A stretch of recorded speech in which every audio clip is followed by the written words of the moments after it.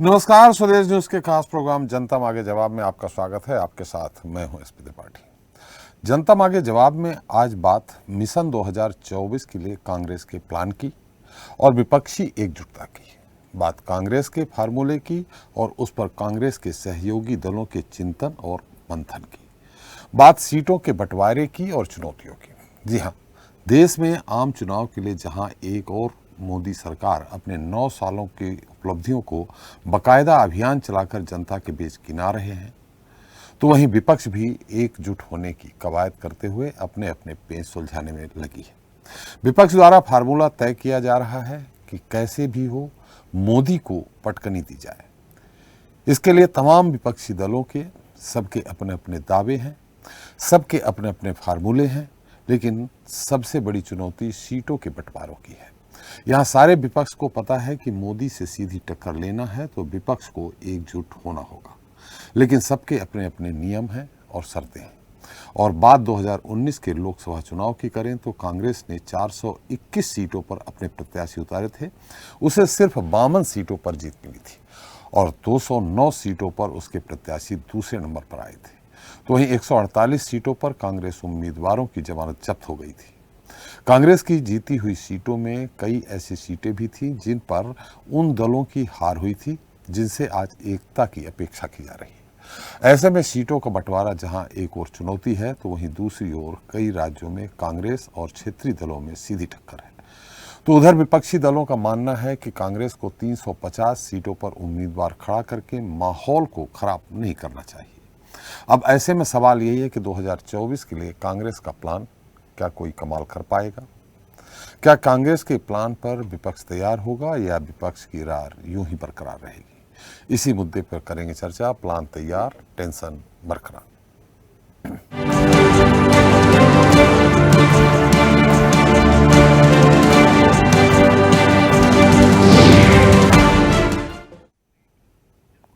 तो राहुल गांधी की भारत जोड़ो यात्रा और उसके बाद कांग्रेस की कर्नाटक में शानदार जीत के बाद 2024 के लिए कांग्रेस के हौसले बुलंद हैं और यही वजह है कि मोदी को मात देने के लिए कांग्रेस का प्लान तैयार है, वो भी विपक्षी एकजुटता के साथ। क्या 2014 और 2019 के मुकाबले कांग्रेस के हालात बदल गए हैं?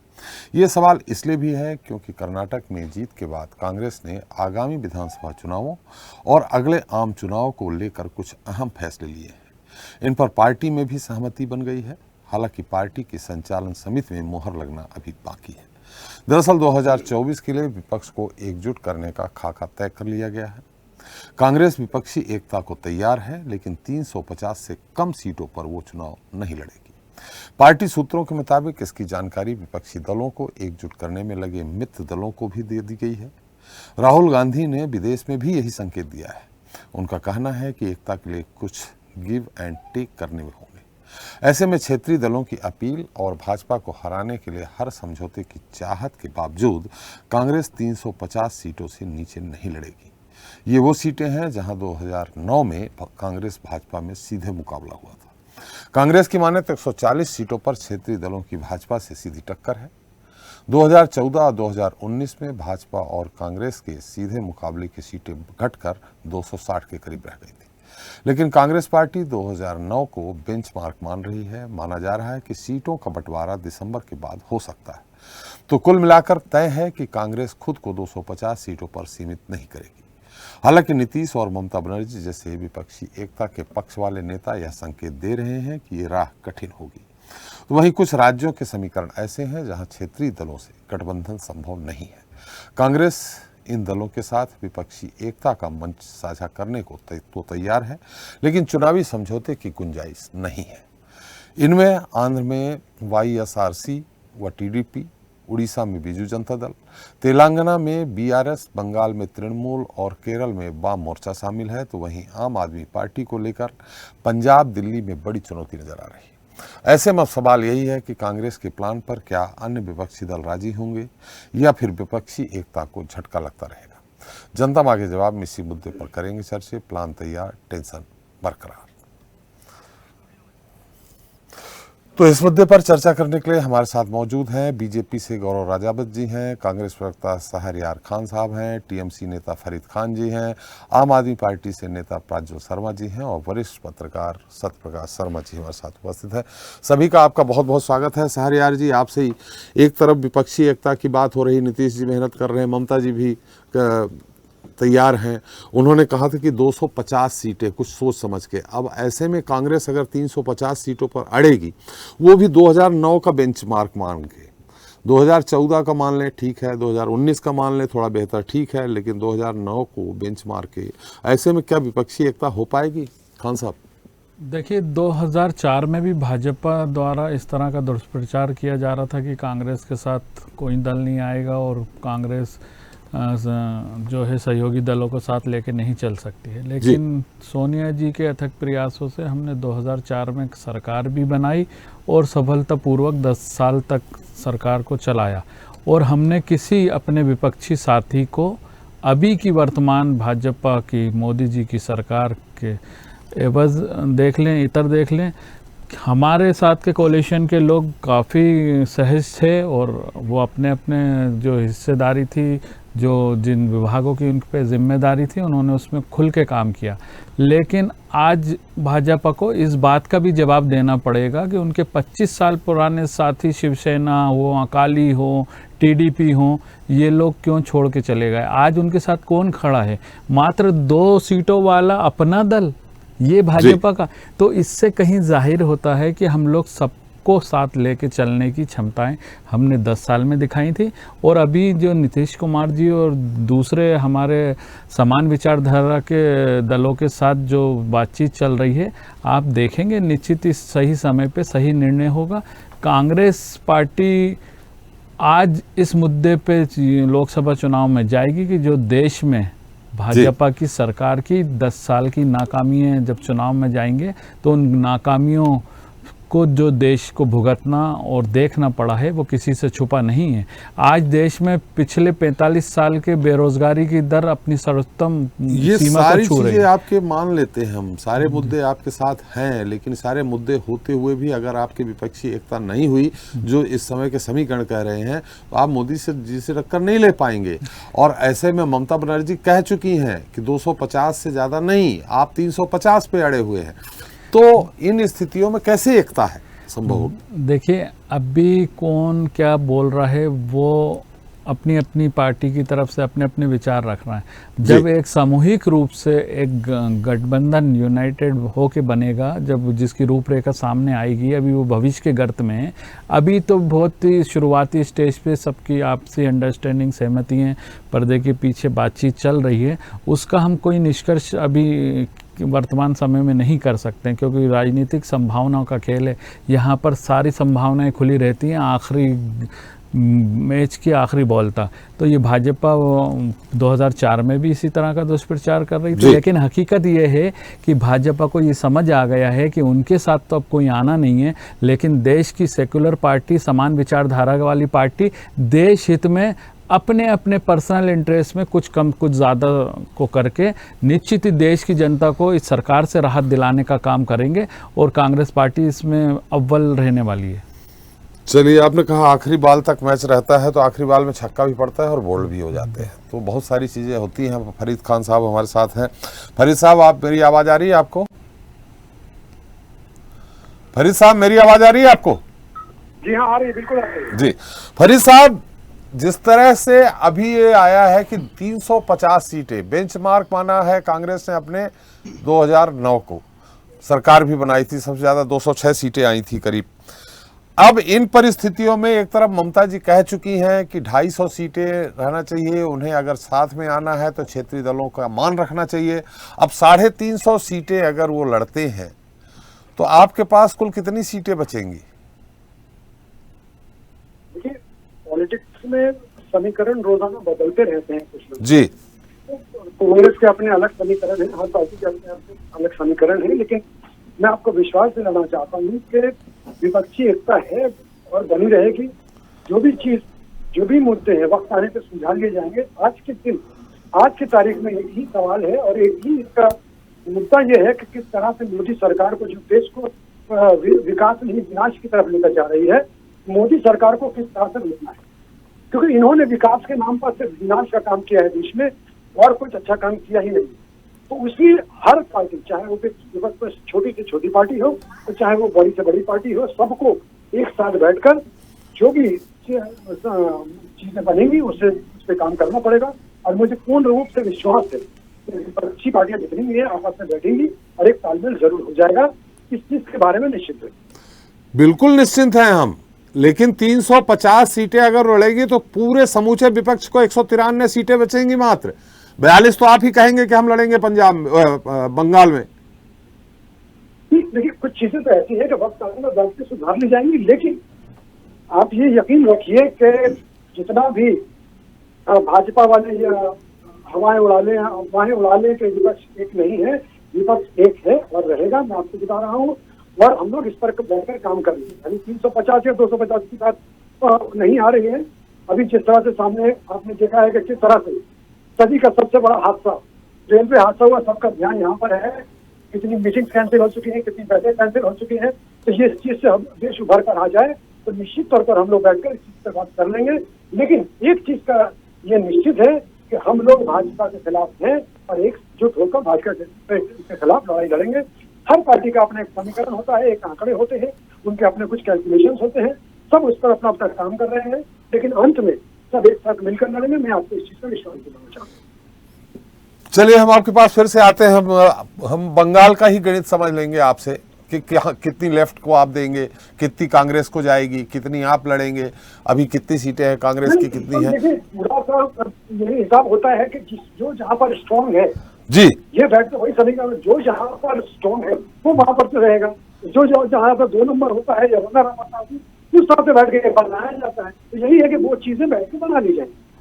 जी, जो जहां स्ट्रांग है इसी की बात होगी कि बंगाल में निश्चित कांग्रेस कहेगी कि अगर 350 सीटें ले रही है कि हम लड़ेंगे, तो बंगाल में भी वो 4-6-10 सीटें आपसे मांगेंगी।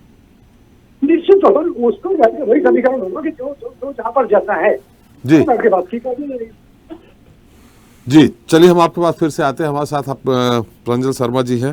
प्रज्वल जी, पंजाब में आपकी सरकार, दिल्ली में आपकी सरकार, पंजाब में 13 सीटें हैं, दिल्ली में 7 सीटें हैं, इस तरह 20 सीटें हैं। अब आप इन 20 से में आपको लगता है कि आप कांग्रेस को 5-6 सीटें दे दोगे, 6-7 सीटें? जी बिल्कुल नहीं। मैं आपको बता दूं, सबसे पहले अभी अप्रैल में हमारे national general secretary Sandeep Pathak ji ने कहा है कि आम आदमी पार्टी इंडिपेंडेंटली इस बार का लोकसभा इलेक्शन लड़ेगी जी, सबसे पहले। और रही बात कांग्रेस के आने वाले चुनाव, आगामी चुनाव के लिए गठबंधन की, तो 350 की मांग तो वो है कि एक बैसाखी पे चलने वाला व्यक्ति कहे कि आज मैं दौड़ लगाऊंगा जी, क्योंकि कांग्रेस की जो परिस्थितियां अभी हैं, आप वास्तविकता में देखिए तो क्षेत्रीय स्तर में कांग्रेस लगभग साफ हो चुकी है देश के कई बड़े राज्यों से। तो कांग्रेस अगर 350 सीटों पर लड़ने का कहती है तो ये तो वही स्थिति है जैसे बिहार में कांग्रेस ने कभी महागठबंधन किया था, और आपको उसका निर्णय शायद से याद हो। रही बात 350 सीटों पे, तो मुझे तो मुश्किल लगता है कि कांग्रेस 250 सीटों पे भी चुनाव लड़ पाएगी अगर गठबंधन करती है। आप किस पार्टी के साथ गठबंधन करेंगे? आप उस पार्टी से ये कहना चाहेंगे जो क्षेत्रीय पार्टी आपसे ज़्यादा लोकप्रिय है कि आप एक काम करिए, अपनी लोकप्रियता कम कर दीजिए और हमें थोड़ा सा मौका दे दीजिए कि इस बार हम चुनाव लड़के देख लें, जीत जाएँ कहीं गलती से। आप कह रहे हैं आप एक केंद्र शासित माने 1.5 राज्य में आप सरकार बना के आप बोल रहे हैं कांग्रेस क्षेत्रीय पार्टियों, कांग्रेस के 4 राज्यों में भी, कर्नाटक में आपने देखा है, राजस्थान है, छत्तीसगढ़ है, तो हिमाचल है, यहाँ सरकार कांग्रेस की, आप कैसे बोल रहे हैं क्षेत्रीय पार्टी? देखिए, रही बात कर्नाटका की, तो बीजेपी द्वारा किए गए इतने सारे भ्रष्टाचार से त्रस्त आकर जनता ने वहाँ कांग्रेस को चुना। जिस प्रकार से हमारे मध्य प्रदेश में दिग्विजय सिंह जी के कार्यकाल से डर कर लोगों ने यहाँ भाजपा को 4 बार 3 बार सरकार दी, उसी प्रकार से। और रही बात कांग्रेस की, तो जो कांग्रेस अभी हालिया स्थिति में मध्य प्रदेश में अपने विधायक नहीं बचा पाई, आसाम के अपने नेता को नहीं बचा पाई, और भी देश में कई जगह पर नेता टूट टूट कर बीजेपी में गए। तो जो कांग्रेस पार्टी अपने स्वयं के नेता ना बचा सके, वो गठबंधन कैसे चलाएगी? रही बात, साहब कह रहे थे कि पूर्व में भी कांग्रेस ने अपने घटक दलों को, अपने साथी दलों को काफ़ी अच्छे से संभाला है, तो शायद आप भूल गए कि तृणमूल कांग्रेस जो कि यूपीए 2 का हिस्सा थी, उसने अपना समर्थन वापस ले लिया था। और आज की परिस्थिति में, उस समय जब समाजवादी पार्टी और बहुजन समाजवादी पार्टी ने यूपीए 2 को समर्थन दिया, आज बहुजन समाजवादी पार्टी और समाजवादी पार्टी किसी भी कीमत पर उत्तर प्रदेश में गठबंधन करने को तैयार नहीं होंगे, जिस हिसाब से बहुजन समाजवादी पार्टी की दुर्दशा हुई। पिछला चुनाव दोनों मिलके ही लड़े हैं, जी बसपा और सपा मिलके लड़े थे। वही मैं आपको बता रहा हूँ कि उसके बाद में भी बहुजन समाजवादी पार्टी की क्या परिस्थिति रही, आपको शायद बहुजन समाजवादी पार्टी के ज्यादा सांसद बन गए थे समाजवादी पार्टी की अपेक्षा। मेरे मित्र मैं शायद गठबंधन अनुभव की में- कमी है या इनके स्टडी में कमी है। एक सांसद वाली पार्टी आज इतनी बड़ी बड़ी बातें कर रही है, जो देश की सबसे बड़ी 137 साल पुरानी पार्टी के बारे में। तो भैया अभी आप नौनिहाल हो, अभी अबोध बालक हो। मैं आपको बता दूं कि अब दिल्ली मैं- में भी कांग्रेस की एक-एक सरकार करके, थी, एक-एक पंजाब में भी बीच कांग्रेस। में नहीं चलिए बोला, ठीक है, आप बोल लीजिए। प्रज्वल जी हाँ। एक एक करके जी। है ना, डिबेट को डिबेट के तरीके। चलिए। तो अबोध बालक की स्थिति में है आप पार्टी, तो इतना उछल कूद ना करिए। अभी देश की आने वाली राजनीति में बहुत पानी बहना है, और राष्ट्रीय स्तर पर आपके नेताओं की जो परिक्रमा है सारे नेताओं के साथ, वो किस लिए हैं? फिर वो आप अगर पूरे देश में 545 सीटों पर लड़ने की क्षमता है तो लड़िए और बनाइए केजरीवाल को प्रधानमंत्री, अगर इतना ही दम। लेकिन आप विपक्षी एकता का दम भर रहे थे खान साहब कि हम सब विपक्ष एक हैं। बिल्कुल। यही आप आम आदमी पार्टी आपके साथ नहीं है। अभी तो हम ये बात कर रहे थे, अभी मैंने कहा भी कि पंजाब और दिल्ली में पेच फंसेगा, पेच फंस गया। 20 सीटें अब वहां समझौते पे नहीं हो रही। अरे देखिए, ये हमारे जो आए हैं नवयुवक साथी, इनको अपनी पार्टी के इंटरनल राजनीति का भी शायद ज्ञान नहीं है, और देश की राजनीति पे तो बोलना बहुत बड़ी बात है, क्योंकि बड़े बड़े महारथी इस काम में लगे हैं। और वक्त से पहले जिस तरह का इनका स्टडी है, मेरे को नहीं लगता कि ये कुछ लिख पढ़ के आए हैं।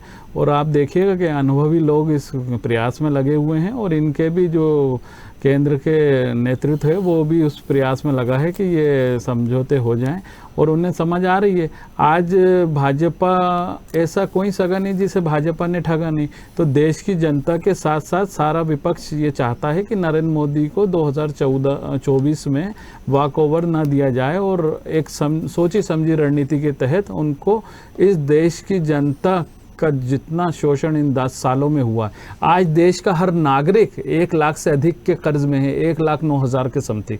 और जब 2014 में यूपीए की सरकार थी तो देश पे 55 लाख करोड़ का कर्जा था, जो इनकी दूरदृष्टि ना होने की वजह से, अनुभवहीनता मोदी सरकार की होने की वजह से आज देश पे 1,55,000 करोड़ का कर्जा है। तो ये कहाँ से इतना बढ़ गया? देश में ऐसा क्या विकास कर दिया? बेरोजगारी की दर 45 साल के सर्वोच्चतम स्तर पर छू रही है। हमारी जीडीपी जो अनुमान देते हैं उससे नीचे चली जाती है। तो इनके पास ना नीति है, ना नियत है, ना विजनरी प्रधानमंत्री हैं। इवेंट वाली सरकार बदकिस्मती से मध्य प्रदेश में भी चल रही है और देश में भी है। आज देश में इन्होंने पिछले 9 साल, अभी तो 9 ही साल हुए हैं, 9 साल में जो अपने प्रचार प्रसार पर खर्च करा है वो किसी से छुपा नहीं है। किसान की आय दुगनी करने की बात, किसानों का कर्ज पहली कैबिनेट में माफ करने का मोदी जी ने जो वादा करा था वो सब झूठे साबित हुए हैं। देश का किसान परेशान है, सीने पे गोलियां खा रहा है।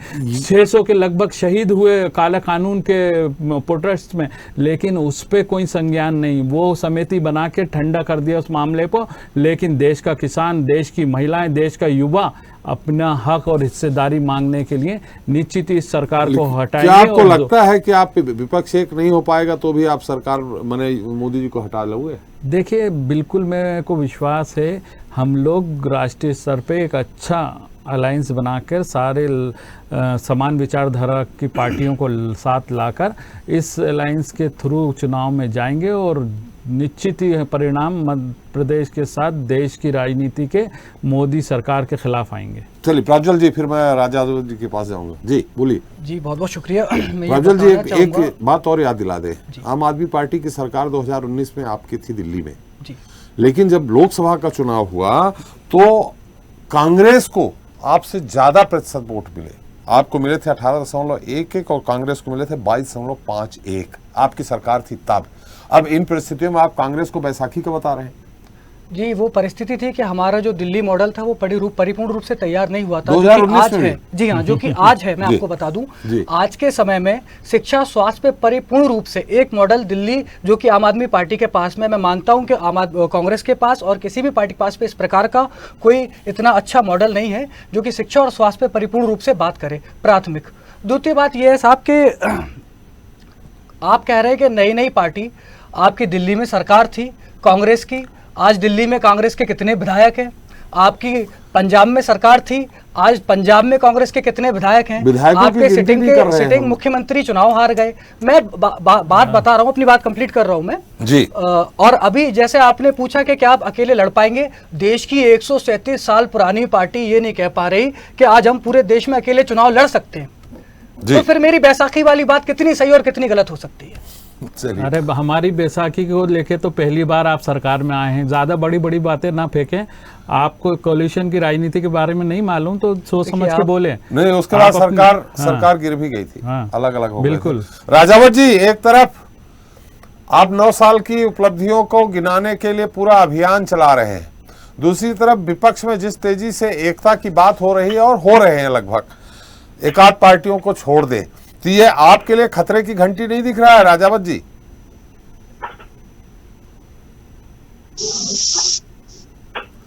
राजावत जी, मेरी आवाज आ रही है आपको? जी, आपकी आवाज आ रही है। मैं पार्टी के संगठन के प्रवास के दौरान एक जगह हूँ, इसलिए थोड़ा सा डिस्टर्बेंस हो रहा है। जी, हम ये कह रहे हैं, हमारा सवाल ये है कि मोदी जी सरकार के जो 9 साल आप अभियान के तौर पे गिना रहे हैं उपलब्धियों को, उसके अगेंस्ट में दूसरी तरफ विपक्ष एकजुट हो रहा है, और अगर विपक्ष एकजुट हुआ तो ये आप भी समझ रहे हैं कि चाहे बंगाल हो, चाहे उत्तर प्रदेश हो या अन्य राज्य हो, वहां आपके लिए बहुत आने वाले समय में दिक्कत होगी 2024 के लोकसभा चुनाव में। 9 साल सुशासन के, 9 साल प्रगति के, 9 साल विकास के, 9 साल भारत माता को विश्व गुरु बनाने के, उस मार्ग पर प्रशस्त करने के, ये 9 साल हैं।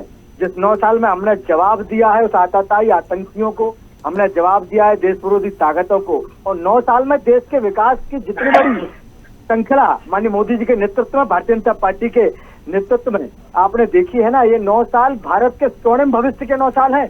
ये 9 साल में आपने देखा है कि अब एक देश, एक बहुत बड़ा देश जिसका नाम ऑस्ट्रेलिया है, वो कहता है कि मोदी इज बॉस। ये वो 9 साल है। ये 9 साल है जब भारत पाकिस्तान के अंदर घुसकर सर्जिकल स्ट्राइक करता है। ये 9 साल है जब भारत इस कोरोना की आपदा में अपने आप को भी बचाता है और अपने समूचे मित्र देशों की भी मदद करता है। ये 9 साल है जो भारत एक ऐसा विकसित भारत, एक विकासशील भारत, एक समृद्ध भारत, एक शक्तिशाली भारत बनकर निखरता है। ये वो 9 साल है। तो 9 साल को हम जो बता रहे हैं, तो हमने जो किया है हम वही बता रहे हैं। आप ऑस्ट्रेलिया की बात कर रहे हैं, मित्र देशों की बात कर रहे हैं, अरे वहां के लोग थोड़ी वोट देने आएंगे आपको। यहाँ विपक्ष जाके जाति समीकरण जो होगा, सामाजिक समीकरण जो होगा, क्षेत्रीय समीकरण जो होगा, उस आधार पर वोट मिलेगा। देखिए, हम तो राष्ट्रनीति के तहत राजनीति करते हैं, लेकिन जब ऑस्ट्रेलिया का प्रधानमंत्री देश में ये कहता है अपने देश में कि मोदी इज बॉस, तो देश की 140 करोड़ जनता का गर्व से सीना चौड़ा होता है, ये भी जरूरी है। और आप मुद्दों की बात करें तो भारतीय जनता पार्टी की सरकार में आप बताइए कौन सा मुद्दा, दलित, शोषित, वंचित, पीड़ित, सबका विकास ही भारतीय जनता पार्टी का मूलभूत आधार है, जिसको माननीय प्रधानमंत्री जी के नेतृत्व में भारतीय जनता पार्टी की सरकार ने नियमित पूरा किया। जी, अब चाहे आप बंगाल में लड़े, हरियाणा में लड़े, हिमाचल में लड़े, अगर वहां के क्षेत्रीय दल इनके साथ हुए तो ये अब Modi is the boss Australia से नहीं आएगा वोट देने। सर सुनिए, जब देश का तिरंगा सर्वोच्च स्थान पर लहराता है ना, तो गर्व से सीना चौड़ा हो जाता है। ये वो भारत है, ये वो भारत है जो अपने एक प्रधानमंत्री के कहने पर अपना एक टाइम का अन्न त्यागता है। ये वो भारत है जो अपने एक प्रधानमंत्री के कहने पर अपने हर घर पर तिरंगा लगाता है। ये वो भारत है जो प्रत्येक आपदा में वासुदेव कुटुंबकम की भावना से अपने प्रत्येक व्यक्ति के संग, प्रत्येक जाति, प्रत्येक वर्ग, प्रत्येक धर्म और प्रत्येक समुदाय के संग खड़ा होता है। ये वो भारत है साहब। भारतीय जनता पार्टी कभी अपने लिए राजनीति नहीं करती। भारतीय जनता पार्टी भारत को विश्व गुरु बनाने और भारत माता को परम वैभव तक पहुंचाने के लिए राजनीति करती है। तो इसका फर्क हम नहीं पड़ता कि ये लोग एक हो जाएंगे तो चोर चोर मौसेरे भाई ये कब एक नहीं हुए। आप बताइए, उत्तर प्रदेश में ही जब राहुल गांधी का हाथ पकड़ा अखिलेश ने तो वो एक हुए, मायावती जी के साथ हुए, वो जय चौधरी के साथ हुए। तो सत्ता के लालची है, ये किसी भी स्थिति में आकर सत्ता हथियाना चाहते हैं, लेकिन जनता ने ना फिर से, आपने देखा गुजरात से उल्टे पांव लौटाया, आपने देखा उत्तर प्रदेश से उल्टे पांव भगाया, आपने देखा है कि विगत इसी निकाय चुनाव में उत्तर प्रदेश की 17 के 17 निगाहों पर भारतीय जनता पार्टी का परचम फहरा रहा है। और कर्नाटक से आप वापस आ गए। कर्नाटक से जो वोट प्रतिशत है, कर्नाटक की जनता को गुमराह किया। और कर्नाटक में सरकार आने के बाद आपने देखा तो सनातनी अनुयायियों पर, हिंदू धर्म के लोगों पर क्या आतताई और बर्बरता के तहत सरकार ने काम किया है। आप देखिए ना कि कर्नाटक में यही कांग्रेस 4 दिन तक मंथन करती रही कि डीके शिव कुमार को बनाए या किसी और को वो बनाए। उनका घर का मामला है गौरव साहब। अरे सर, इनके घर का मामला है, देश का मामला है। ये कर्नाटक के जनादेश का अपमान था। आप नगर निगम की बात करते की हैं? है, इसलिए मैंने कर्नाटक की बात की। आपने कहा तो कि मैं हम आपको 70 वही बता 70 रहा नगर हूं। निगम तो जीत हमने लिए उत्तर इसलिए। प्रदेश में भी बात की है, अमेठी से इनके युवराज की बधाई उत्तर प्रदेश में भारतीय जनता पार्टी के नेताओं ने तय किया है। माननीय स्मृति ईरानी जी ने हराकर अमेठी से बायनाट भगाने का काम किया था, और अब तो संसद के सदस्य भी नहीं रहे हैं। तो इनका तो आप पूछे ही मत कि इनका तो राम भरोसे है साहब, और राम जी इनके भरोसे है नहीं, क्योंकि राम के विरोधी है। आपने बहुत अच्छी बात कही कि तिरंगा जब लहराता है तो 140 करोड़ लोग गौरवान्वित हो जाते हैं। उनने जिनने पूरे विश्व के सामने जिन पहलवानों ने तिरंगा लड़ाया, उनकी क्या स्थिति हो रही है आप खुद बयान कर सकते हैं। सर देखिए देखिए इसके पीछे हाँ, जो- इसके पीछे जो धरनाई गैंग खड़ा है भाजपा ना, सांसद है इसके पीछे। खान साहब एक खड़ी है। मिनट, हम आपको अरे पास सुन फिरा लीजिए, देंगे। पहले जी। सुनना सीखिए मित्र, आप कांग्रेस के मेरे अजल दोस्त है, प्रवक्ता है, सुन लीजिए। अच्छा श्रोता, अच्छा वक्ता वही जो होता है जो अच्छा श्रोता होता है। सुनना सीखिए। ये बोलिए। चाइनीज बिल्ली की तरह खम्मा मत नोचिए। चलिए, आप बोलिए गौरव जी। आप 2G घोटाला नहीं कर पा रहे हैं, जानता हूँ। आप बोफोर्स घोटाला नहीं कर पा रहे हो तो आपको पीड़ा होगी, मैं जानता हूँ। परेशान मत होइए। जी, तो मैं आपको वही बता रहा हूँ, जो ये टूल गैंग काम कर रहा है ना, उस टूल गैंग का जवाब मुकदमा सुप्रीम कोर्ट के आदेश से लिखा है। जांच तक रुकी, जांच होगी, जो दोषी होगा निश्चित तौर पर भारतीय जनता पार्टी की सरकार में उसका सजा का प्रावधान है। हमने करके भी दिखाया पूर्णतः, वो कोई हो। कितने दिन तक जांच चलेगी गौरव जी? क्या इंडियन पैनल कोर्ट में मैं हस्तक्षेप कर दूं, या Indian panel Indian panel court नहीं, पुलिस के पास है, पुलिस में आप हस्तक्षेप कर सकते पुलिस हैं। भी तो आईपीसी और सीआरपीसी के तहत ही जांच करती है। तो जांच पूरी होने दीजिए, इंतजार करिए। एक सामान्य आदमी पे पास्को एक्ट लग जाता तो अब तक वो अरेस्ट हो गया होता। कितनी बार विभूषण जी को आपने पुलिस थाने में बुला के पूछताछ की है? अरे सर सुन तो लीजिए, जी। इसी प्रदर्शन में आपने कितनी टूल किट कांग्रेस की देखी है। उस जंतर मंतर पर वो टूल किट वाले लोग जो खड़े होकर वहाँ के पहलवानों को बरगला रहे हैं और देश के साथ खिलवाड़ करा रहे हैं, वहाँ हिंसा की तरफ होने ले जा रहे हैं, आप उनसे भी तो बताइए। मतलब ये लोग विनेश फोगाट से या साक्षी मलिक से कहलवा रहे हैं कि शोषण हुआ है महिलाओं का, और वो कह रही हैं जिन्होंने मेडल जीता है आपके देश के लिए, गौरवान्वित किया है आपके देश को। देखिए मैं आपको एक बात बता रहा हूँ, देश का वो प्रत्येक व्यक्ति हमारे लिए सम्मानित है जिसने देश को गौरवान्वित किया, जिसने तिरंगे की शान को बनाए रखा है। लेकिन आप निश्चित मानिए, जहाँ जांच की कार्यप्रणाली है, जहाँ कानून की प्रतिक्रिया है, तो वो बात पूरी होने दीजिए। जांच में दोषी होगा निकल के सामने आएगा। चलिए, हमारे साथ सत्यप्रकाश जी हैं, हम आपके पास आएंगे। खान साहब, सत्यप्रकाश जी, मेरी आवाज आ रही है आपको? अरे यार ये तो बड़ी देखिए, जिस तरह की आशंका थी कि सीटों के बंटवारे को लेकर निश्चित तौर पे खटपट होगा, और वो अभी से सामने आ रहा है। ममता जी बहुत पहले कहती 250 से ज्यादा नहीं, बहुत होगा 10-25 का इधर उधर, लेकिन उधर से राहुल जी भी अमेरिका से कह रहे हैं, इधर इनका फार्मूला भी बन गया है, इनकी जो समिति है उसमें मोहर भी लगना है कि 350 से सीटें कम नहीं। और उसमें जो आकलन किया जा रहा है, 403 सीटों पे लड़े थे, हालांकि 52 जीते थे। 260 सीटों पर बीजेपी और कांग्रेस का सीधे सीधे फाइट थी, यानी 260 तो कांग्रेस का पक्ष बनता है कि हम लड़ेंगे ही, लेकिन 350 का फार्मूला क्या आपको लगता है कि विपक्ष को एक कर पाएगा? देखिए त्रिपाठी जी, आज की जो पॉलिटिकल सिनेरियो है जी, उसमें ये जो गुट है, बिगर गुट के कोई भी एक पार्टी, जी, मैं बड़ी बात कह रहा हूं, कोई भी एक पार्टी इस देश में सरकार नहीं बना सकती। जी, आप कहेंगे कि भारतीय जनता पार्टी ने 2014 में इतनी सीटें लाए, 19 में इतनी लाए, इंडिपेंडेंटली नहीं लाए, तब इनके साथ कई पार्टी का कोalition था। जी, अगर वो अब आप देखें 2019 में जो इनके साथ थी, क्या आज भारतीय जनता पार्टी के साथ है वो पार्टी? नहीं है। वो किसकी तरफ मूव कर रही है? कांग्रेस की तरफ। जी। जब कांग्रेस 403 सीट पर चुनाव लड़कर कुछ सीटें ला सकती है, 52 के लगभग सीटें ला सकती है, तो आज की स्थिति में जब उसके घटक दलों की संख्या बढ़ रही हो, तो आपकी सीटें 403 से घटेंगी या बढ़ेंगी?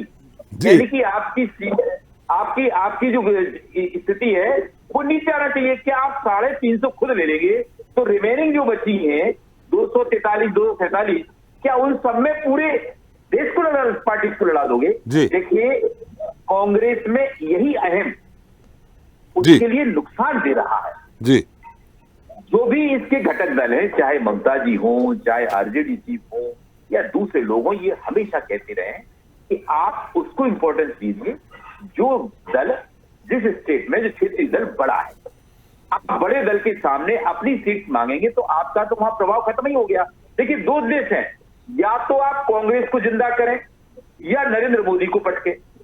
अब कांग्रेस पहले ये स्पष्ट करे अपने आप में कि हम और दूसरों के सहारे अपने आप को जिंदा करना चाहते हैं या नरेंद्र मोदी को पटकना चाहते हैं। अगर सभी राजनीतिक दलों का जो बीजेपी या एनडीए के अगेंस्ट है, ये भी उद्देश्य है कि किसी भी हालत में बीजेपी नहीं होना चाहिए, जिससे सबका भविष्य। गौरव जी आ रहे हैं आपके पास, वो वरिष्ठ पत्रकार हैं, उनकी टिप्पणी सुन लीजिए, वो पॉलिटिशियन नहीं है कहीं से। आप शर्मा जी अगर इस शब्दों का प्रयोग देश के प्रधानमंत्री के लिए नहीं कर सकते? भाई नरेंद्र मोदी को पटकने का कौन सा विषय है? नरेंद्र मोदी को पटकने का कौन सा विषय है? नरेंद्र मोदी को जनता जनार्दन का अरे गौरव जी, ये पत्रकारिता की पटखनी देना, ये एक पत्रकारिता की भाषा है। बुरा लग रहा है क्या लोगों को? पत्रकारिता की एक भाषा है। सम्मानित पत्रकार है सर, आप देश के चौथे स्तंभ है सर, आपको ये भाषा शोभा नहीं देती। पहलवान को नहीं पटकने देता क्या? अरे पहलवानों क्या पटकनी होती है सर? आपका ज्ञान बहुत पुअर लेवल के आदमी नहीं हो। आप सरकार आप अपनी भाषा को, आप अपने शब्दों को बढ़ा दीजिए। अरे नहीं, आपको रिमूव करिए, अदरवाइज मैं रिमूव हो रहा हूँ। ये क्या लेवल के आदमी हो? आपको कोई ज्ञान ही नहीं है राजनीति का। डिसाइड नहीं करेंगे सर, आप प्रधानमंत्री के प्रति कुछ नहीं बोल सकते। मैं तो नरेंद्र मोदी बोलूंगा, मैं शिवराज सिंह बोलूंगा, मैं राहुल बोलूंगा, मैं मनमोहन बोलूंगा, लेकिन देश के प्रधानमंत्री को पटकने देने की बात है। हम सिरी भी नहीं लगाते, आपको पता नहीं बात? अरे आप पटकनी देने का कौन सा विषय माननीय शर्मा जी? अरे ये बोलचाल की पत्रकारिता में बोलचाल की भाषा है राजावत जी, आप समझिए थोड़ा सा कि लिखा भी जाता है अखबार, किस किस अखबार पे आप खंडन छपाएंगे? लिखा जाता है, लेकिन आप टीवी के एक सम्मानित चैनल पे हैं, आप देश के प्रधानमंत्री के बारे में बोल रहे हैं। अच्छा, अरे नहीं, प्रधानमंत्री मोदी जी बोलते थे मनमोहन सिंह के बारे में, जब आपके कानों में क्या शीरा पड़ गया था? चल एक मनमोहन सिंह के बारे में क्या बोलते थे? उनके बाथरूम तक के बारे में जिक्र करते थे। ये राजनीति में दूषित माहौल किसने पैदा करा है? नरेंद्र मोदी ने करा है। 2013 से देश के प्रधानमंत्री के बाथरूमों में झांकने की परिपाटी किसने शुरू करी है? नरेंद्र मोदी ने। और नरेंद्र मोदी को देश की जनता पटकनी देगी। मध्य प्रदेश के साथ देश की जनता नरेंद्र मोदी को पटकनी देगी 24 में। आपको नीचे लगे तो लगे, लेकिन ये सच्चाई है। इसको डिस्कशन आने दीजिए राजावत जी, लिख पढ़ के बैठा करिए। आपको पत्रकारिता की भाषा नहीं मालूम तो बीच में मत इंटरवीन करिए। चलिए खान साहब, ज्यादा आप लिपापोती करने का, अपने नंबर बढ़ाने का काम न करें। अरे खान साहब एक मिनट, आपके नंबरों की आवश्यकता भी नहीं मुझे। हाँ तो बिल्कुल आप अपने नंबर अपने पास रखें, लेकिन देश की जनता नरेंद्र मोदी को 2024 में पटकनी चारों खाने चित करेगी। अरे तुम भाजपा के लोग इतना चापलूसी में, इतनी चरण वंदना में लग गए हो कि देश की भावना को भी नहीं समझ रहे। खान साहब, राजा जी, सत्यप्रकाश जी, देखिए आपको बताऊं जी कि कांग्रेस के सामने ये समस्या है कि कांग्रेस उस दल को महत्व नहीं दे रही जिसका वजूद जिस स्टेट में है जी। अगर आपका उद्देश्य, मैं फिर कह रहा हूं कि अगर भारतीय जनता पार्टी को पटकना है, नरेंद्र मोदी को पटकना है, आई एम नॉट रॉन्ग, तो आपको सभी पार्टीज को महत्व देना पड़ेगा। अगर आप महत्व नहीं देंगे, या तो आप इनके सहारे, इनके ऊपर कंधे पर बैठकर आप अपने आप को पुनः स्थापित करना चाहते हैं, तो शायद ये ख्वाब कांग्रेस का पूरा नहीं होगा। ये कहीं ना कहीं राहुल गांधी की अपनी विजिटनेस है। देखिए, आप देखें बिहार की स्थिति देखें, जब 2019 में चुनाव हुए, आज आरजेडी जी तो कांग्रेस के साथ था और जनता दल यूनाइटेड किसके साथ था? भारतीय जनता पार्टी के साथ जी। आज आपके साथ है और वो अपनी लीडरशिप में पूरे सबको एक कर रहे हैं। ऐसे में अकाली दल देखिए भारतीय जनता पार्टी के अगेंस्ट है, जो मेन दल है शिवसेना भारतीय जनता पार्टी के अगेंस्ट है। ऐसे में आपको एक बड़ा बेनिफिट मिलने जा रहा है। अब यहाँ एक बचकानी हरकत इन्होंने आप नेता ने भी की, इनको पता नहीं आज आपके लीडर अरविंद केजरीवाल गुहार कर रहे हैं सभी को यूनाइट करने के लिए। आप जो आइडियोलॉजी लेके आए हैं, वो जो बात की पहले की राजनीति की बात है आज की तो ये स्थिति है कि वो हर किसी को चाहते हैं कि सब यूनाइट होके इस जो प्रेजेंट गवर्नमेंट है उसको किसी ना किसी तरीके से पटके। अगर ये गवर्नमेंट नहीं गिरेगी तो इसके पीछे क्या कारण होगा? देखिए, पिछले बार 2019 में भारतीय जनता पार्टी को लगभग 37% वोट जी। ये 37% वोट रिजल्ट तो रहेगा नहीं, ये पक्की बात है, क्योंकि इसके घटक दल इससे दूर हो गए तो कुछ ना कुछ नुकसान होगा, कुछ फायदा भी हो सकता है। लेकिन इस फायदे से अगर रिमेनिंग जो वोट परसेंटेज है अगर वो यूनाइट होगा, क्योंकि पूरा यूनाइट तो कभी हो ही नहीं सकता, 10% प्लस 10% माइनस होता है, तो अगर 10% भी उसमें से माइनस हो गया तो भी जो अपोनेंट पार्टीज का अलायंस है वो कहीं ना कहीं फायदे में होता दिखेगा। लेकिन समस्या यही है कि लीडिंग फेस कौन होगा, प्राइम मिनिस्ट्रियल कैंडिडेट कौन होगा। अगर इस सब चीज पर धैर्य कांग्रेस को रखना ही पड़ेगा, क्योंकि ये ग्रांडोड पार्टी है, पहली बात। दूसरी, देश की बड़ी पार्टी है, सभी रीजनल पार्टी ये कहती हैं कि ये इनको बड़ा दिल रखना पड़ेगा, और अगर अपने आप को प्रतिस्थापित पुनः करना है तो निश्चित रूप से कांग्रेस के सामने ये कंसिडरेशन करने का चांस है। अगर कांग्रेस ये कंसिडरेशन नहीं करती है तो ये मान के चलिए क्या उत्तर प्रदेश में जिसमें इतनी huge number of Lok Sabha seat आती है उसमें से उसको क्या मिलेगा। हाँ, ये पक्की बात है कि अगर समाजवादी पार्टी, बहुजन समाज पार्टी, इनके साथ कुछ अलायंस आप अपने विधानसभा सीटों के आधार पर भी कर सकते हैं, तो वहां से एक बड़ा फायदा, ये फायदा मिल सकता है कि वहां जो भारतीय जनता पार्टी को बड़ी बढ़त है उसमें नुकसान होगा। कुल मिला के कहने का तात्पर्य ये है त्रिपाठी कि आज जो अपोनेंट पार्टीज द्वारा एक घटक बनाने की, एक दल बनाने की या एक अलायंस बनाने की जो बात कर रही है उसमें धैर्य या पेशेंस हर पार्टी को रखना पड़ेगा और बड़े दल को बड़ा दिल भी दिखाना पड़ेगा जी। तो ये संभव लगता है। अगर बड़ा दिल नहीं दिखाया तो निश्चित रूप से मानिए कि वही हालात होंगे, ये बिखर जाएंगे। ये मौका इन दलों को कभी नहीं मिल सकता, क्योंकि भारतीय जनता पार्टी के साथ बहुत सारे दल बचे नहीं है, बहुत कम बचे हैं। कहीं ना कहीं उनके सर पर रखकर इतनी सीटें आई थी। अब अकेले भारतीय जनता पार्टी जाएगी या अपना दल के साथ जाएगी, या एक आध पार्टी और भी हो सकती है, चाहे दक्षिण से आ सकती है, एक उड़ीसा से आ सकती है, लेकिन वो इंडिपेंडेंट ही लड़ेंगे, वो अपने राज्य से बाहर जाएंगे नहीं।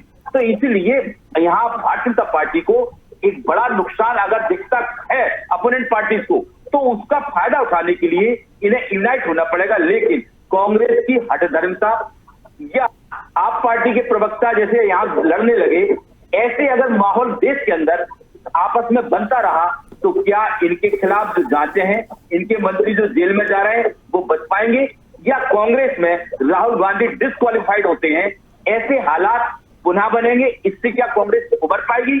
इसलिए हालात वही है कि सबको अपने दिलों को बड़ा करके हर दल को प्रायोरिटी देने का काम करना होगा, तभी ये नरेंद्र मोदी जैसे लीडर से लड़ सकते हैं। वरना चुनाव के आते आते कोई एक ऐसा माहौल बनेगा देश के अंदर, जो तीसरा माहौल आपको पता है, एक दिन हमने आपसे चर्चा भी की थी, आपने भी कहा था यूनिफाइड सिविल कोड। अगर इस पर कहीं हिंदू वोट एक हो गया, यानी कि हिंदू वोटर्स को पोलराइज करने में भारतीय जनता पार्टी अगर सफल हो गई, तो इनके पूरे के पूरे जो स्ट्रैटेजी है, प्लान है दूसरी पार्टी के, वो रखी रह जाएगी। इसलिए यहाँ पर देखिए कर्नाटक का इलेक्शन इनके लिए बहुत बड़ा इन्होंने संजीवनी दी है, क्योंकि कर्नाटक ने दिखा दिया है कि ना तो वहां पर भगवान बजरंगबली जी चले। क्यों नहीं चले?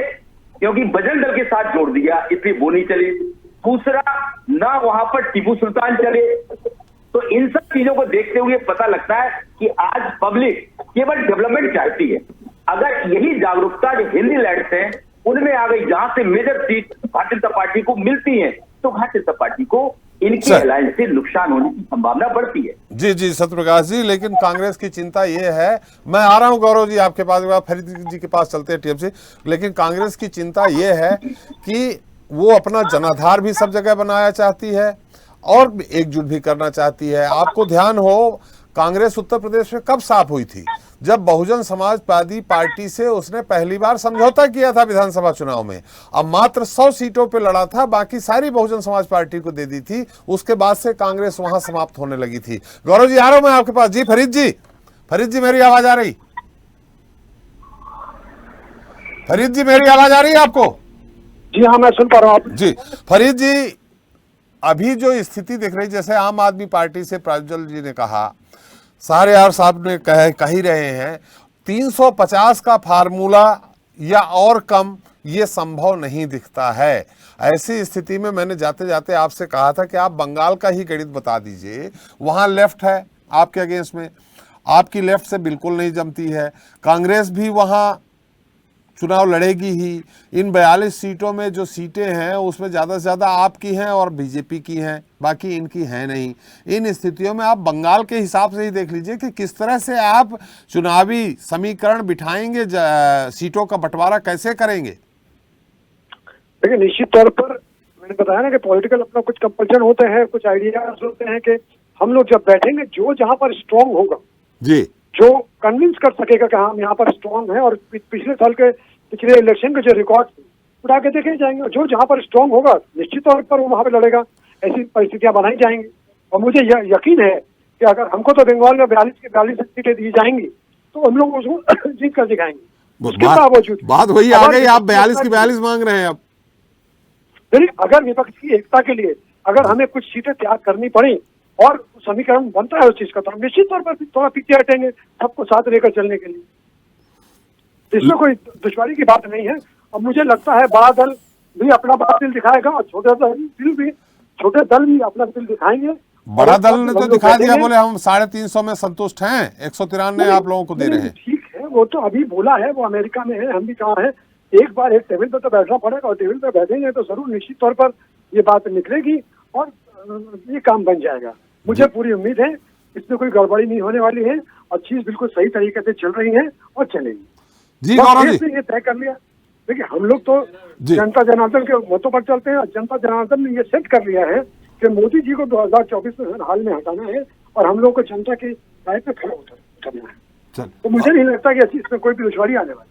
खान साहब आ रहा हूं आपके दूसरी पास। बात मैं एक बात कहना चाहता हूँ भाई साहब, जो कह रहे थे अभी 140 करोड़ जनता की बात, जो गर्व से सीना फूल जाता है, इसमें कोई संदेह नहीं है कि जब कहीं पर देश विदेश में तिरंगा जब लहराता है, हम सभी भारतीयों का 140 करोड़ भारतीयों का सीना गर्व से फूल जाता है।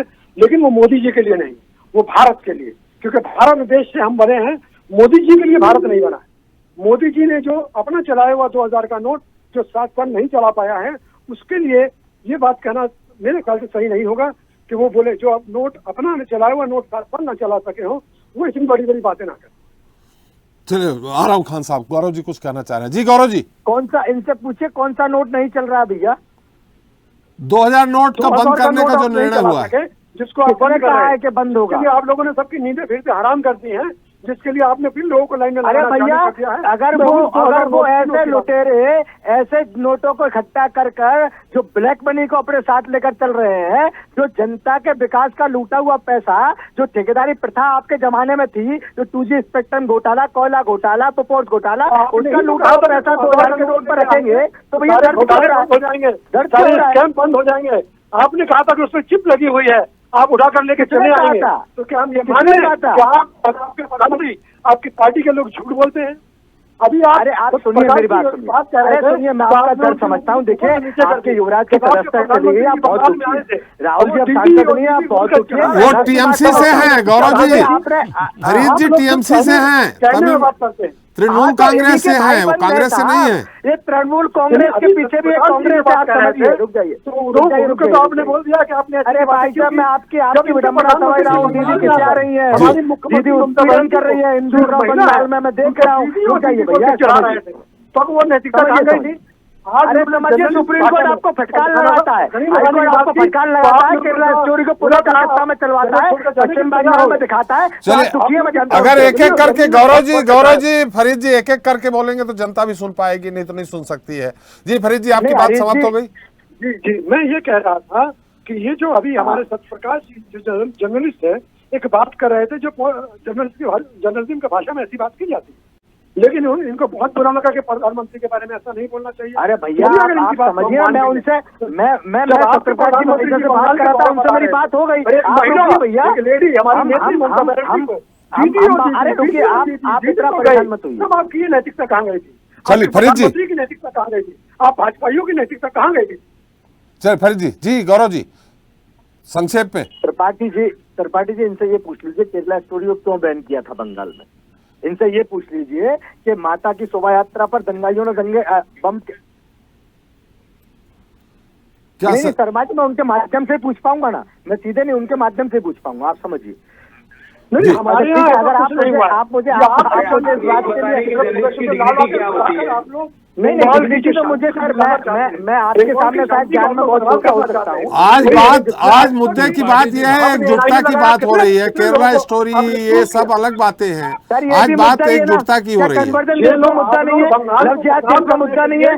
बाहरी प्रदेश से लोगों को लाल बंगाल को बदनाम करने। अरे हरीश भाई जवाब दीजिए ना, क्यों नहीं किया था? जनता ने एक विशेष समुदाय को खुश करने के लिए, या सच्चाई को ना दिखाने के लिए, या 77% महिलाओं पे हुआ अत्याचार को छुपाने के लिए, बताइए ना। चलिए गौरव जी, फरीद जी, सारियार जी कुछ कहना चाह रहे हैं। जी गौरव जी, एक आपसे अनुरोध है। बात पूरी हो जानी। त्रिपाठी जी, मैं आपसे निवेदन कर रहा हूँ, मैं आपसे इतना सा पूछ रहा हूँ, जरा इनसे पूछ लीजिए। इनको मुद्दा लगता है, हिंदुओं पर की हुई बर्बरता मुद्दा नहीं है, वहाँ पर की हुई बदतमीजी मुद्दा नहीं है, वहाँ सनातनियों की मूर्ति तोड़ना मुद्दा नहीं है, वहाँ आरतियों को फेंकना मुद्दा नहीं है, वहाँ मंदिरों पर बुलडोजर चलाना मुद्दा नहीं है, या सनातनी परंपरा के लोगों की हत्या कराना मुद्दा नहीं है, क्या मुद्दा नहीं है? ये फिर सांप्रदायिकता की तरफ चले गए हम बात कर रहे हैं आज विपक्षी दलों की एकजुटता की। गौरव जी आपकी बात आ गई है, गौरव जी आपकी बात आ गई है। फरीद जी, गौरव जी बात आ गई है आपकी। जी सारियार जी, गौरव जी अपनी बात देखिए। ये डिस्कशन इस तरह नहीं होता है। डिस्कशन जनता ना आपको सुन पा रही, ना हमको सुन पा रही। फरीद जी आपसे भी अनुरोध है। फरीद जी आपसे भी अनुरोध है। फरीद जी आपसे भी अनुरोध है। एक एक करके जनता नहीं सुन पा रही। आप लोग आपस में जरूर डिस्कशन कर रहे हैं, लेकिन दोनों लोगों की टीका टिप्पणी के बीच में जनता आप क्या कहना चाह रहे हैं नहीं सुन पा रही। गौरव जी आपकी बात आ गई है। तो मैं नहीं बोल रहा था जी सारियार जी। देखिए त्रिपाठी जी, मैं आपके चैनल के माध्यम से देश की जनता को ये विश्वास दिलाना चाहता हूं कि 2024 का चुनाव कांग्रेस या बीजेपी का नहीं, ये देश के भविष्य का चुनाव है। अरे एकजुटता की बात करें। बिल्कुल एकजुटता की बात हो रही है, और देश के भविष्य के लिए सारी सेकुलर पार्टी, समान विचारधारा वाली पार्टी अपने निजी एजेंडे के साथ साथ देश की तरफ देखते हुए एकता के साथ हम मोदी सरकार के खिलाफ तो जो गणित लड़ेंगे। गणित दिख रहा है, मैंने फरीद जी से भी पूछ लिया। 42 सीटें, वो 42 की 42 कह रहे हैं, त्रिपाठी जी अभी आम आदमी पार्टी कह रही है। आप एकजुटता लाएंगे कैसे? त्रिपाठी जी, अभी बहुत पानी बहना बाकी है। लोकसभा चुनाव में लगभग अभी साल भर का समय है, और मैं आपको विश्वास दिलाता हूं कि दिसंबर तक सारी पिक्चर क्लियर हो जाएगी कि देश की वो सेकुलर पार्टी जो मोदी सरकार के खिलाफ, भाजपा के खिलाफ इस चुनाव में आएंगे, वो निश्चित ही देश की जनता को इस सरकार से राहत दिलाएंगे। आज देश के साथ सवाल है, वो देश की बेटियां जब मेडल लेके आती थी तो मोदी जी उनको चाय पे बुलाते थे, उनके साथ चाय पीते थे। लगभग 1.25 महीने से ज्यादा हो गया, पास्को एक्ट एक भाजपा के सांसद पे लगा हुआ है, मगर मोदी जी की जबान से एक बेटियों के समर्थन में ट्वीट नहीं आया, एक शब्द नहीं आया। देश की जनता ये भी देख रही है कि आप अपने एक सांसद को, उस सांसद पे जिस पे कि बलात्कार के आरोप लगे हैं, आपका नहीं बोलना ये देश को चुप रहा है, काट रहा है। और 2024 में देश की महिलाएं, देश की बेटियां निश्चित ही आपको जवाब देंगी। पे बहुत डिस्कशन। खान साहब, हमारा सवाल ये है, आप 350 अलग हो जाता है तो आपको बेटियां अलग। अरे आप डिबेट करना सीख के बैठा करें, ये यूपी नहीं है, यहाँ आप कुछ भी चलाएंगे। ये देश की नेशनल चैनल की एक डिबेट है। तो छोड़ दीजिए, आपने देश को बहुत कुछ सिखाया था, घोटालों का अंबार लगाया था, समझे। 2G 4G का क्या हुआ आज? केंद्र में 10 साल से बीजेपी सरकार है, वो सब में क्लोजर क्यों लग गया? सिर्फ आपने ये प्रपंच करके देश में कांग्रेस की सरकार को बदनाम करने का काम कर रहा था, क्यों नहीं उसमें सजा हुई? वो क्यों कोर्ट से सारी चीजें खत्म हो गई? ये आपका सोची समझी रणनीति थी। आज की रिपोर्ट में ये आ रहा है कि देश नहीं, विश्व का सबसे बड़ी रेल दुर्घटना हुई है। उसमें जो रिपोर्ट आई थी, उस रिपोर्ट को दरकिनार कर दिया गया, और उसमें 300 से ज्यादा लोग शहीद और 1200 से ज्यादा लोग घायल हैं। आप लोग आंकड़े छुपाने में लगे हैं। आप मीडिया मैनेजमेंट करके आज बताएं, आपने रेल के टिकटों में जनता से, चलिए रेल दुर्घटना पे चर्चा हो चुकी है। मेरा सवाल आपसे बढ़ाया रेलों का। अरे खान साहब, कुछ नहीं दिया। ये खान साहब, सवाल हमारा आपसे ये है, 350 का अगर गणित लेंगे तो समाजवादी पार्टी वहां आप उनसे 10 सीटें 12 सीटें ले लेंगे, वहां नीतीश जी एकता करा रहे हैं, तेजस्वी जी एकता करा रहे हैं, क्या उनसे ले लेंगे? जब तक आप हिंदी भाषी क्षेत्रों में 10 से 15%, 25% सीट नहीं लेंगे तो आप 350 के आंकड़े पे नहीं पहुंचेंगे। इन स्थितियों में गणित कैसे बन पाएगी, हम सवाल ये कर रहे हैं। देखिए त्रिपाठी जी, आपके चैनल के माध्यम से बिल्कुल मैं देश की जनता को ये विश्वास दिलाता हूँ कि कांग्रेस पार्टी बड़े दिल वाली पार्टी है। निश्चित ही देश के हित की जब लड़ाई लड़े रहे हैं हम लोग और एकता की बात कर रहे हैं तो उसमें कुछ चीज़ें हमको भी सेक्रीफाइस करना पड़ेंगी, नो डाउट। लेकिन निश्चित ही जहाँ पर हम मजबूत हैं वहाँ हम लड़ेंगे, जहाँ पर हमारे साथी समान विचारधारा वाले हैं वहाँ वो लड़ेंगे।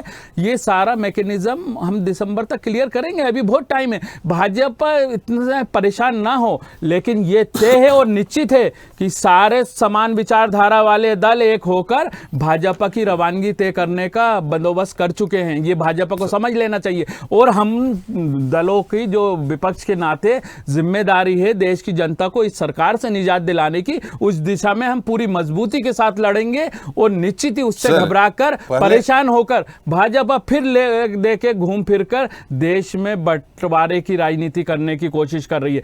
लेकिन देश की जनता को सलाम है, कर्नाटका चाहे हिमाचल, उसने समझ लिया है इनका चाल चरित चेहरा। बाकी भी तो गिना दीजिए, गुजरात गिना दीजिए, बिल्कुल दीजिए, सारे हम वहां पर भी लोकसभा चुनाव में अपनी वापसी करेंगे, आपको बताएंगे त्रिपाठी जी। हम फिर मिलेंगे क्योंकि अब निरंतर डिबेट है आपके साथ करना है और देर बन से जो ये चुनाव प्रचार शुरू होगा, समय समाप्त हो रहा है, परिणाम तक हम जाएंगे। प्रज्वल जी देखिए आप सत्यप्रकाश जी ने भी कह दिया कि एक तरफ मोदी जी केजरीवाल जी गुहार लगा रहे हैं सबको एक हो, आप बोल रहे हैं कि बैसाखी ले, ये एकता के प्रतीक नहीं है। मैं आपको बताऊं, हाल फिलहाल हमारे जो जनरल सेक्रेटरी हैं आम आदमी पार्टी के, उन्होंने अभी आखिरी टिप्पणी जो की थी वो ये कहा था कि पंजाब और दिल्ली में हम लोग किसी प्रकार का अलायंस नहीं करेंगे। रही बात भविष्य की, पानी बहुत बहना बाकी है। पंजाब और दिल्ली में पिछली बार के चुनाव में आप कांग्रेस से कम वोट पाए हो, आप पंजाब में भी सीट नहीं जीती है, अभी की परिस्थिति में अभी की परिस्थिति में लोकसभा में एक भी सांसद ना हो, वो एक सांसद है साहब। और मैं बता दूं जो सीट जीती है वो कांग्रेस बहुत सालों से थी, वो गढ़ माना जाता था कांग्रेस का, जिसको तोड़कर आम आदमी पार्टी लोकसभा में घुसी है। मैं बात कर रहा हूं 2019 के चुनाव में क्या था परिणाम, वो मैं आपको आज बता, वोट परसेंटेज क्या थे वो बता दीजिए, इसमें मत जाइए, लिख पढ़ के आइए, आपको पार्टी की गाइडलाइन नहीं मालूम। नहीं, आपने तो आपने भी बीजेपी की तरह एक जुमला पकड़ लिया, लिख पढ़ के आइए। अरे लिख पढ़ के आइए, तो बात आपको यही मालूम मेरी बात, आप मेरी बात सुनना नहीं चाह रहे। मेरे नेता जो कह रहे हैं, अब आपको सब बात मालूम है, हमारे नेता की बात हमें नहीं मालूम। हमारे नेता राष्ट्रीय बताएंगे बंगाल में जाके ममता जी से क्या समर्थन मांग रहे थे। मैं कांग्रेस की बात कर रहा हूँ, 350 सीटों वाली सीट की बात कर रहा हूँ। आप कांग्रेस की बात नहीं जो कर रहे हैं, मैं आपसे गठबंधन की बात कर रहा हूँ, ठीक है, मैं बात कर रहा हूँ कांग्रेस से 350 सीटों की बात करने के लिए। चलिए खान साहब हमारी ओर से क्या निर्णय है मैं वो कह रहा हूँ। हाल फिलहाल में आप ले रहे हैं यहाँ बैठ के निर्णय, नहीं मैं आपको बता रहा हूँ, कि मेरे बड़े नेता ने क्या कहा, मैं आपको वो बात बता रहा हूँ, शायद आप बात सुन नहीं पा रहे हैं इसलिए इस प्रकार से जवाब दे रहे हैं। आप पहले मेरी पूरी बात सुन लीजिए, इस बार आप बीच में ना बोले, आप जब बोल रहे थे मैं आपसे नहीं बोला हूँ। हाल फिलहाल ये स्थिति में मैं आपको बता दूं कि हमारे नेशनल सेक्रेटरी ने ये बात कही है, जनरल सेक्रेटरी संदीप पाठक जी ने, कि अभी हम दिल्ली और पंजाब में किसी प्रकार से अलायंस नहीं कर रहे हैं। भविष्य की बात भविष्य में तय होगी। कैसे अगर 350 पे कांग्रेस रहती तो मुझे तो नहीं लगता कि कोई भी दल इस प्रकार से कांग्रेस के साथ में आएगा। दूसरी रही बात, मैं आपको बता दूं कि हमारे बीजेपी के भाई ने भी अभी बात करी, उन्होंने सब बातें करी, धर्म की बात करी, विकास की बात करी, परंतु किसी भी नीति की बात नहीं करी। बात करी बस साहब, नीति की बात नहीं करी। ठीक है, उन्होंने उनका विकास तो 9 साल उन्होंने 9 साल में अपनी कई सारी ख्यातियां गिनवाई, पर वो 9 साल में ये नहीं गिनवा पाए कि 9 साल में विकास का अपनी बारी में। सर मैं बोल लूं अगर आप अनुमति दें कि 9 साल में जब नोटबंदी हुई तो कितने सारे लोगों की जान गई, कितने सारे लोगों की आहुति चढ़ाकर आज आपने नोट वापस ले लिया। देखिए वो तो आपने महाकाल लोक, आप कहते हैं धर्म, आपने महाकाल लोक में आए दिन मूर्तियां गिर रही हैं, आप उस बात पे गौर नहीं कर पा रहे। 80% सप्तऋषि में से 6 की मूर्ति, ऐसा कैसा आपने धर्म, आपने भगवान शिव के नाम पे घोटाला किया?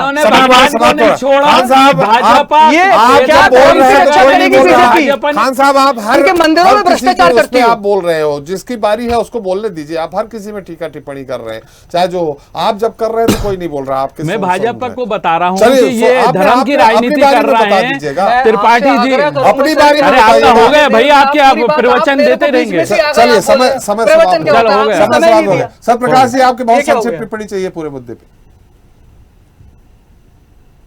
तात्पर्य ये है आज का जो सिनेरियो कांग्रेस की जो रिजिड लेवल लिख रही है जी, ये रिजिड लेवल को उसको लूज करना पड़ेगा।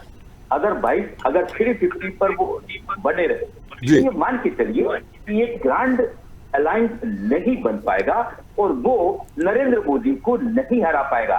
देखिए, हम इंग्लिश जर्नलिस्ट हैं, हम लिखते हैं टीम सिद्धारमैया बीट मुंबई।